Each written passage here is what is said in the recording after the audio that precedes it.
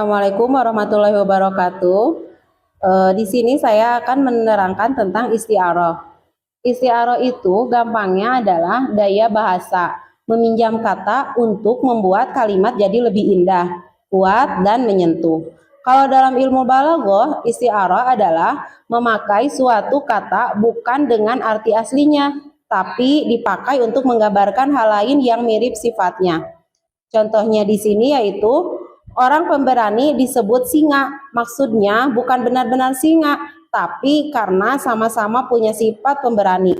Jadi kata singa dipinjam untuk menggambarkan orang yang berani. Supaya disebut isti'arah harus ada yang pertama yaitu persamaan sifat antara dua hal. Ada petunjuk dalam kalimat supaya orang paham. Itu bukan arti sebenarnya. Nah, inti mudahnya yaitu isti'arah sebenarnya mirip seperti perumpamaan, tapi dibuat lebih singkat dan lebih kuat. Kalau tasbih, biasanya inti mudahnya yaitu isti'arah sebenarnya mirip seperti perumpamaan, tapi dibuat lebih singkat dan lebih kuat. Nah, kalau tasbih biasanya Ali seperti singa, maka isti'arahnya cukup Ali adalah singa. Jadi, kata pembandingnya dihilangkan agar lebih indah dan tegas. Nah, pembagian isti'arah yaitu ada dua. Yang pertama, isti'arah tasrihiyah, yaitu yang disebut langsung adalah kata pinjamannya. Contohnya, aku melihat singa di medan perang. Maksudnya, melihat orang pemberani. Kata singa disebut langsung. Yang kedua, isti'arah makniyah, yaitu kata aslinya tidak disebut, tapi ciri-cirinya yang dimunculkan. Contohnya, pemimpin itu mengaum di depan rakyatnya. Yang mengaum sebenarnya singa, tapi dipakai untuk manusia yang berani dan tegas. Selanjutnya, analisis isti'arah dalam Al-Quran. Nah, di dalam Al-Quran banyak sekali isti'arah untuk membuat makna lebih dalam dan menyentuh hati. Contohnya, cahaya hidayah atau nur. Nur artinya cahaya. Dalam Al-Quran, cahaya dipakai untuk menggambarkan satu, petunjuk Allah. Yang keduanya yaitu iman. Yang ketiganya ilmu dan kebenaran. Karena cahaya bisa menunjukkan jalan yang benar.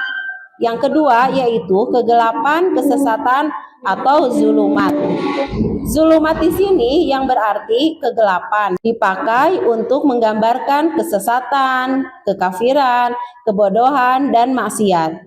Karena orang yang jauh dari petunjuk diibaratkan seperti berjalan dalam kegelapan. Selanjutnya yaitu api azab. Api digunakan untuk menggambarkan pedihnya azab, baik lahir maupun batin. Maknanya supaya manusia bisa membayangkan betapa beratnya siksa tersebut. Selanjutnya yaitu mati dan hidup. Nah, di dalam Al-Quran, mati bisa berarti hati yang kufur dan jauh dari Allah. Kalau hidup berarti hati yang beriman dan mendapat petunjuk. Jadi bukan hanya hidup badan, tapi juga hidupnya hati. Selanjutnya, dunia sebagai permainan sementara.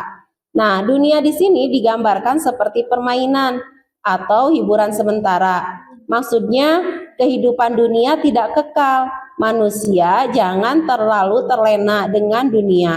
Selanjutnya, makna metafora nur dan zulumat. Nur atau cahaya melambangkan iman, ilmu, petunjuk, kebenaran.